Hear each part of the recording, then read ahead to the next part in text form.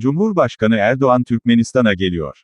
Türkiye Cumhuriyeti Cumhurbaşkanı Recep Tayyip Erdoğan, Türkmenistan'a resmi bir ziyaret gerçekleştiriyor. Cumhurbaşkanı Erdoğan'ın uçağı Türkiye saati ile 10.40'da Aşkabat'a hareket etti. Bu, ülkenin resmi haber ajansı tarafından bildirildi.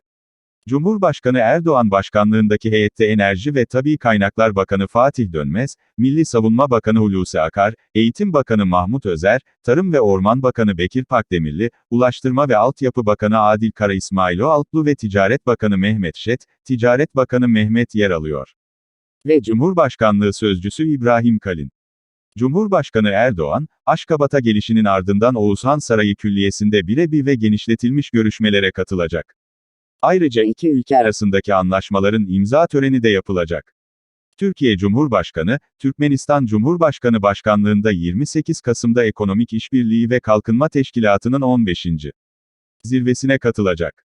Cumhurbaşkanı Erdoğan, örgütün başkanlığını Türkmenistan Devlet Başkanı'na devredecek.